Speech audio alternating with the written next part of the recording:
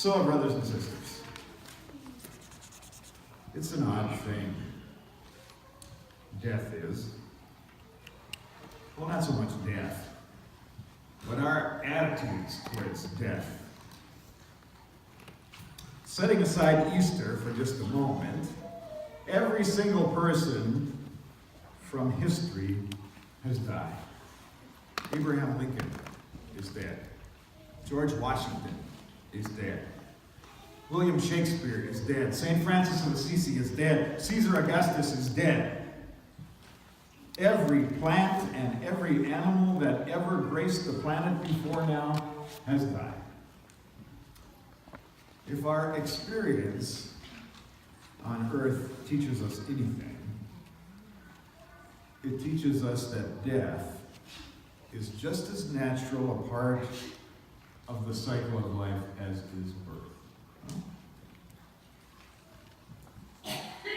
We don't treat it the same way at all, do we? In the delivery room, when life begins, we recognize the miracle and the joy. We have a little harder time at the other end of the cycle. So why does it seem so unnatural to us? Not long ago, I told you the story of a man in the hospital whom I visited while I was a seminarian on internship. For those who didn't hear the story, I did my internship at Zion Lutheran Church in Appleton, Minnesota, way down on the southwestern corner of Minnesota. This little town had a small hospital, and one day I was assigned by my supervisor to visit a man whom I did not know. And as I sat in his hospital room by his bedside, he began to say things about what was going to happen to his house and the rest of his possessions, about what was going to happen to his family and who would take care of them, that made me think that he was not expecting to get back out of the hospital again. And so, me in my seminarian wisdom and my Norwegian slow uptake, I said to this man, "Are you expecting to die?" To which he gave me the strangest look. And then a big smile broke over his face and he said, "Yes, aren't you?"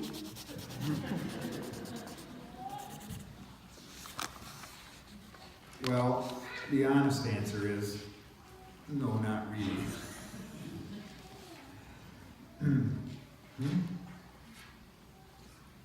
No matter what our experience tells us, no matter what we know intellectually, something deep in our being says, this can't be right. Standing at the graveside of one whom we loved, the message echoes in our head, in our heart, this can't be what God planned. And of course, deep in our being lives a wonderfully wise theologian in every single one of us who is exactly right about that. Death is, in fact, not what God had planned.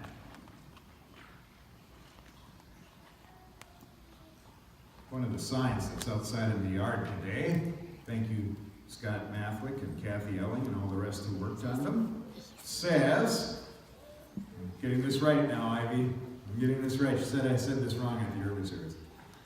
It says that Christmas exists because of Easter. Is that right? Did I get it right?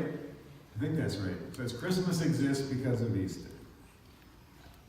And it's certainly true that Christmas only makes sense as a celebration because of Easter.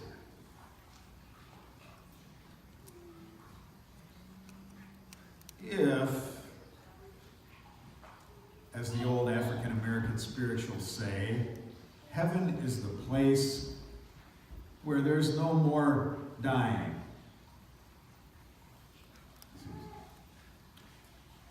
Soon and very soon I'm going to see the King.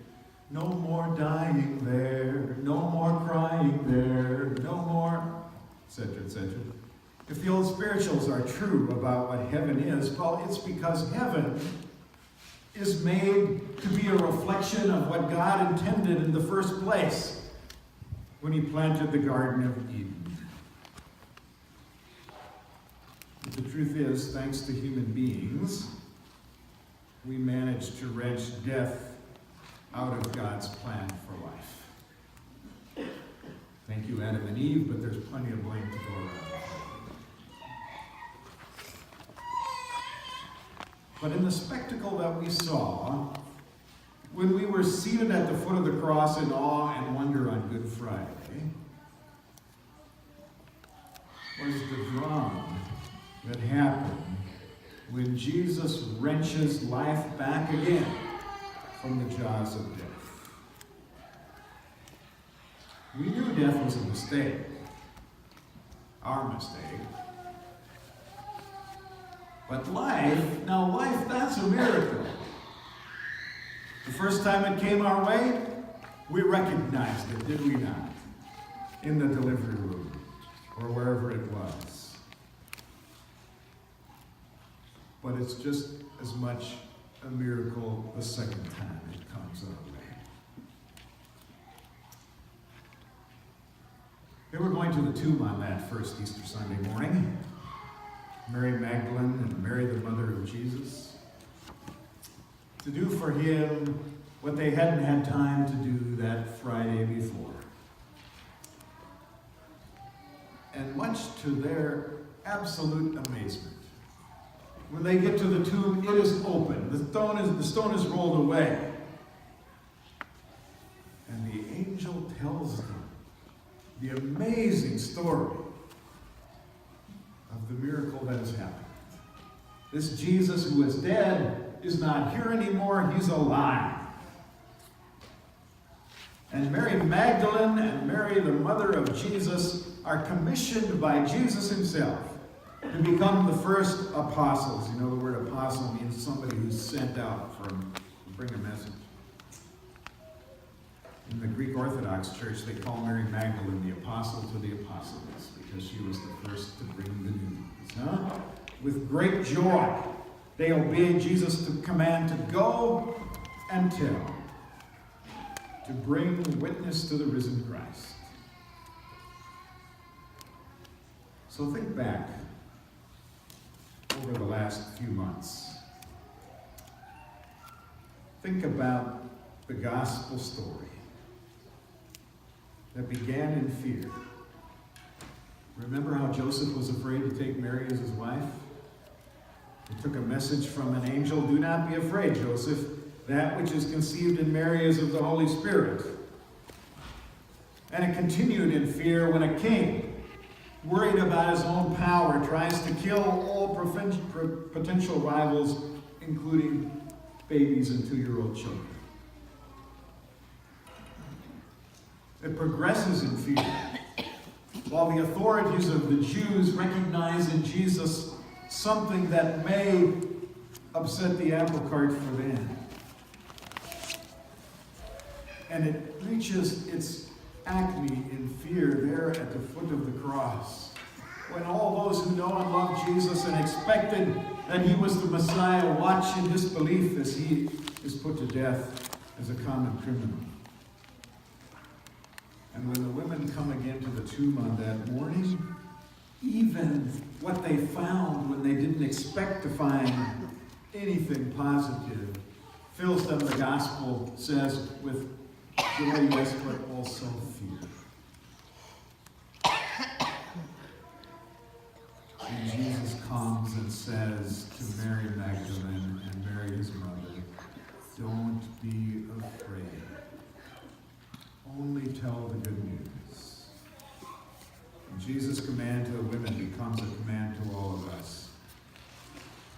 Don't be afraid. God has defeated death. Rejoice and share the good news. Christ is risen. He is risen indeed. And may the peace of God that passes all understanding keep your hearts and minds in Christ Jesus our Lord.